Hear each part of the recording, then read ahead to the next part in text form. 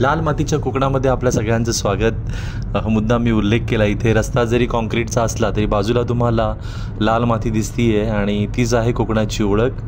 आपण सुरुवात केलेली लांजापासून, हा जो व्लॉग होता मी करत होतो व्हिडिओ, तो लांजापासून सुरुवात केलेली, प्रवास करत होतो मी हातखांब्यापर्यंत। तर या प्रवासादरम्यान म्हटलं तुम्हाला अपडेट दाखवूया, हायवे कितपत झाला आहे, काय चाललं आहे, प्रवास माझा जो आहे त्या प्रवासात मी तुम्हाला सोबत घेऊन चाललो आहे। आणि तुम्हाला या प्रवासामध्ये हायवे पण दाखवतो आहे मी की कितपत झालं आहे आणि रस्ताही दाखवतो आहे, त्याशिवाय काही माहिती पण देतो आहे तुम्हाला। तर या दरम्यान आत्ता आपण पोचलो आहोत। तुम्ही जर मागचा भाग बघितला असेल तर मठ गाव आपण क्रॉस केलं होतं आणि आता पालीच्या अगदी जवळ पोचलोत। पाली टू मठ साधारण 3 किलोमीटर अंतर असेल फक्त। सो जरा पुढे आल्यावर मठमधून साई दरबार हॉटेलच्या पुढे वगैरे आल्यावर मी शूटिंग सुरू केलं आणि मी आता पालीच्या अतिशय जवळ आलो आहे। पालीमध्ये कामाची स्थिती काय आहे आता आपल्याला कळेलच। हे पाली आलंच आहे बघा समोर। सो इथून पाली जवळपास सुरू होतं आहे। सो पालीमध्ये कामाची स्थिती कशी आहे तर जैसे थे आहे, अजूनही इथे जे उड्डाणपूल होतं याच्या कामाला तेवढी गती नाही घेतली आहे जेवढी लांजामध्ये तुम्ही बघितली की पिलर्स रेडी आहेत। इथेही पिलर्स बऱ्याच प्रमाणात रेडी आहेत, पण तिथे थोडी प्रगती जास्ती आहे। तुम्ही साईडला बघितलं असेल की पहिल्या 3 पिलरला तर कामाला सुरुवात केली आहे त्यांनी। ब्रिजचा स्ट्रक्चर जो आहे हे पालीचं नवीन बस स्टँड आहे, सो ते स्ट्रक्चर ते उभं करत आहेत। बाकी रस्ता सर्व्हिस रोड ओके आहे, असं काही नाही आहे की गाडी खूप स्लो जाती आहे वगैरे, चालली आहे गाडी। आणि इथे कामही तुम्ही बघताय माझ्या उजव्या हाताला इथे तुम्हाला दिसत आहेत बघा, सगळे पिलर्स दिसत आहेत पालीमध्ये। सो आपण अपेक्षा करूया की पुढच्या वर्षभरात हे जर अशी स्थिती राहिली, असाच वेग राहिला कामाचा तर होऊन जाईल। अगदी काही 4 किंवा 5 वर्ष नाही लागणार आहेत, मला तर वाटत नाहीत। अगदी काही वाईट स्थिती आली की नाही, अगदी राजकीय लोकांनी किंवा इच्छाशक्ती नाही आहे, त्यांनी अजिबात मदत नाही केली, सगळ्यांनी दुर्लक्ष केला, तर कदाचित 4-5 वर्ष लागतील। अदरवाईज ही कामाची गती बघता 1 वर्षात मला वाटतं हे काम होईल। पुन्हा एकदा सांगतोय की लांजा आणि पाली ह्या 2 बाजारपेठा सोडल्या तर उर्वरित भागात बऱ्यापैकी काम झालं आहे। तुम्ही आत्ता या पार्ट 1मध्ये पण बघितलं असेल आणि आता हा पार्ट 2 चालू आहे। आता तुम्हाला मी पालीच्या बाजारपेठेतून घेऊन जातो आहे। जरा अंतर पुढे गेलो म्हणजे तिथे जी लांजेकर मेस आहे, खानावळ आहे, उपहारगृह आहे, त्या उपहारगृहाच्या जरा पुढे गेलात की तुम्हाला चांगला रस्ता मिळतो आणि तो बऱ्यापैकी चांगला रस्ता आहे। या दरम्यान, या प्रवासादरम्यान आत्ता आपण पालीमधून सुरुवात केली आहे तर आपण जाणार आहोत कापडगाव, चरवेली आणि हातखांबा, त्याच्या अगोदर नागलेवाडी वगैरे एरिया येतो। सो हा सगळा एरिया आपण कवर करणार आहोत आजच्या ब्लॉगमध्ये आणि थोडं डिटेलमध्ये जातो आहे मी, थोडा लॉंग करतो आहे, 12-13 मिनटाचा जो माझा प्रवास असेल, जास्ती मिनटाचा असेल, पण तो मी त्यातल्या त्यात कमीत कमी एडिट करत तुमच्यासमोर आणण्याचा प्रयत्न करतो आहे। गेल्या भागातही मी तुम्हाला म्हटलेलं की कमीत कमी एडिटमध्ये मी प्रयत्न करतो आहे, पण अगदी लॉंग एपिसोड होत नाहीत, त्याला बराच वेळ जातो एडिट करायला, सो त्यामुळे मी छोटे पार्ट करतो।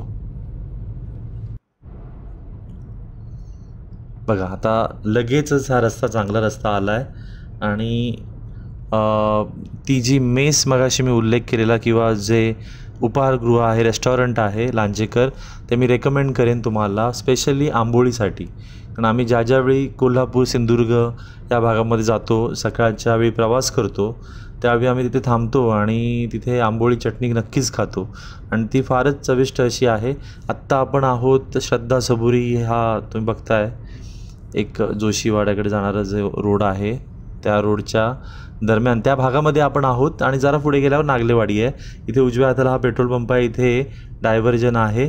सो इथून पुढे फक्त 2च लेन असतील आणि समोरून येणारी वाहनं कधी प्रॉब्लेम क्रिएट करतात, सो त्यामुळे इथे थोडं सावकाश जाणं आवश्यक आहे, कारण अजूनही पूर्णपणे 4 लेन सुरू नाही झाल्यात। बघा इथे आता थोडा रोड रोलर दिसतोय आपल्याला, गिरिगर्दन घाटवाला, जॉनी लिव्हरच चालवत असेल हा। आय डोंट नो किती लोकांना तो पिक्चर माहिती आहे किंवा ती स्टोरी माहिती आहे, पण अतिशय मजेशीर स्टोरी आहे गिरिगर्दन घाटची। सो तुम्ही नक्की बघा, तो चित्रपटही बघा आणि ती स्टोरी पण बघा। सो आता आपण, आणि विशेषतः ज्यांना प्रवास करायची वगैरे आवड आहे, रस्त्याने प्रवास करायची आवड, अशा लोकांना ते गोष्टी अशा आवडतात. त्यामुळे मी म्हटलं की जॉनी लिव्हरची गिरीगर्दन घाटची कथा जरा नक्की यूट्यूबवर जाऊन ऐका, तुम्हाला मजा येईल. सो इथे बघताय तुम्ही तर रस्ता हे बघा ओव्हरटेकिंग करतायत. ठीक आहे, झालं आहे. सो कधी कधी खूप चढाव आहे ना हा खरा, थोडा लक्षात येत नाही पण तो आहे. त्यामुळे पटकन अडकतात मागून येणाऱ्या गाड्या ज्या ओव्हरटेक करत असतात त्या. बाकी आता आपण नागलेवाडी या भागामध्ये जवळपास आलोत. आता याच्या पुढे असेल कापडगाव आणि त्याच्या पुढे असेल चरवेली. चरवेलीच्या घाटानंतर मग पुढे येईल हातखांबा. हातखांबामध्ये पण एक घाट आहे छोटासा. संथ गतीने गाड्या चालल्यात, ट्रक चाललेत.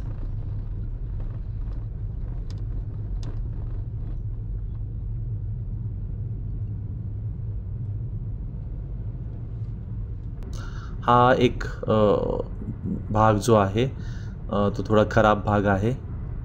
इथे ब्रिजचं काम अजून झालेलं नाही आहे या, आणि टर्न पण आहे इथे, मेजर टर्न आहे. सो इथे आल्यावर आपल्याला काळजी घेतली पाहिजे, खूप फास्ट गाडी नाही चालवायची, कारण हे टर्न पण शार्प टर्न आहे. निघणार आहे ते टर्न, कारण वरून रस्ता येतो तो सरळ असा घेणार आहेत ते. सो कापडगावला जसं झालं आहे, कापडगावला थोडं ते पुढचं टर्न काढून त्यांनी मागे टर्न घेतलं आहे, तसंच थोडंसं इथे होईल. अगदी हे टर्न निघणार नाही पूर्णपणे, पण ॲटलिस्ट थोडं जे शार्प टर्न होतं जुनं ते निघून थोडंसं अलीकडून टर्न ते घेतील.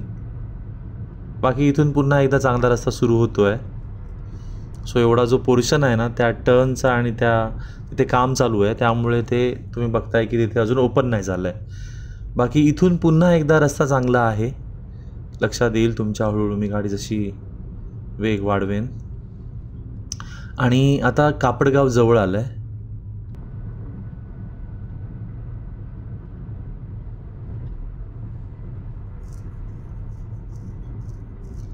हा भागात हा जरा रस्ता मागेच झालेला होता खरं. आत्ता काही करंट अगदी हल्ली झालं असं नाही आहे, मागेच झालेला होता. ओके, आता कापडगाव आलं आहे. सो कापडगाव पहिल्यांदा मिळेल आपल्याला, त्यानंतर कापडगावचं टर्न मी दाखवतो. शूट करूया आपण तिथपर्यंत, आणि मग त्यानंतर पुढे चरवेली. हे बघा आता हे पुढे जे टर्न होतं एकदम पुढे, ते पुढे खाली दिसतंय बघा, ते झाड आहे ना तिथून टर्न होतं ॲक्च्युली. ते काढलं आहे त्यांनी आणि थोडं वरून घेतलं आहे. ओके, सो हा एक मेजर डिफरन्स आहे. तुम्ही पूर्वी प्रवास केला असेल तर तुमच्या आठवणी असतील, त्या झाडाकडे एक चणेवाला असायचा, त्यानंतर वर जाणारा एक रस्ता होता, ते सगळं मात्र आता दिसत नाही.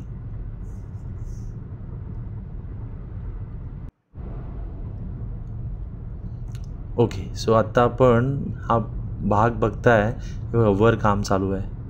या भागात आल्यावर ना असं वाटतं की कुठे आलोत आपण.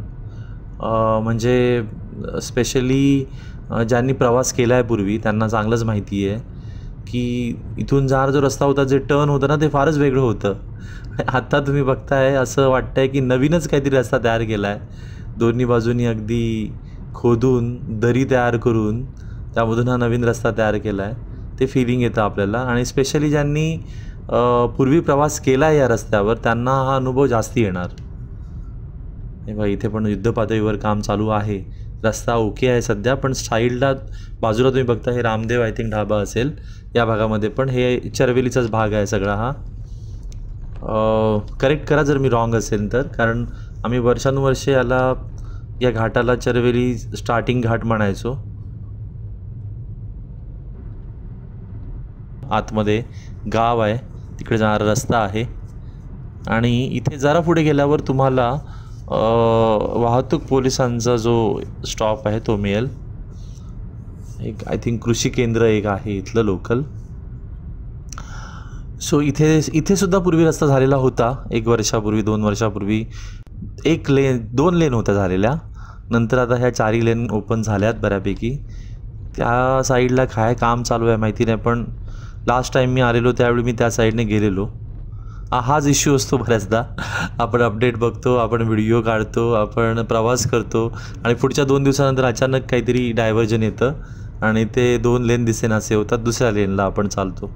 त्यामुळे असं वाटतं अरे तो तर वेगळा विषय होता, म्हणजे वेगळं दाखवलेलं काहीतरी असं वाटायला लागतं. आता इथे मात्र बऱ्याचदा ट्रॅफिक जॅम होतं आणि आजही झालं आहे. कारण काय झालं आहे, तो रस्ता एकदम छोटा झाला आहे पुढे जाऊन आणि पुन्हा तो खाली जाऊन वर जातो. आणि आता ही वेळ 5-5:30ची वेळ आहे, बरोबर 5:30 वाजलेत. सो संध्याकाळच्या वेळी तर ट्रॅफिक जास्तीच वाढलेलं असतं. सो इथे तुम्हाला अनुभव येईल या भागामध्ये विशेषतः की हळूहळू ट्रॅफिक आहे, सगळं स्लो ट्रॅफिक आहे.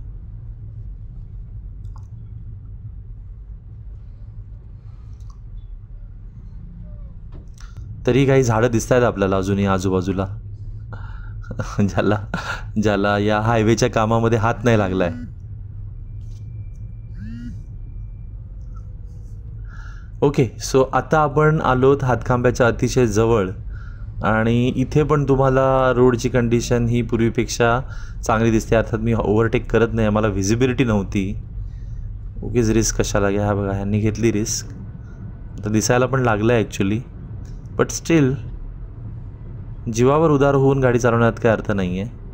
ज्यावेळी दिसेल समोरची गाडी दिसेल त्यावेळी आपण ओव्हरटेक करू, फार फरक नाही पडत. आता हे सुद्धा माझ्याबरोबरच चालणार आहेत, काय त्यांनी मोठे दिवे नाही लावले पुढे जाऊन.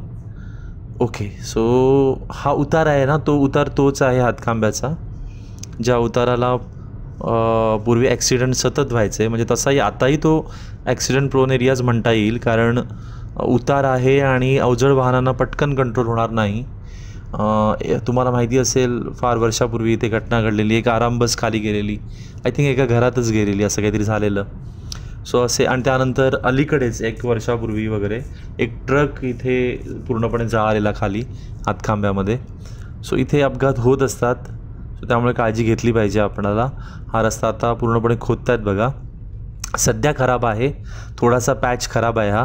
कारण कसं होणार आहे, हातखांबा जे गाव आहे तिथून हा रोड न जाता मागून जाणार आहे, त्यामुळे हा जो पट्टा आहे थोडासा वरपर्यंत तो पेंडिंग पडणार आहे थोडा.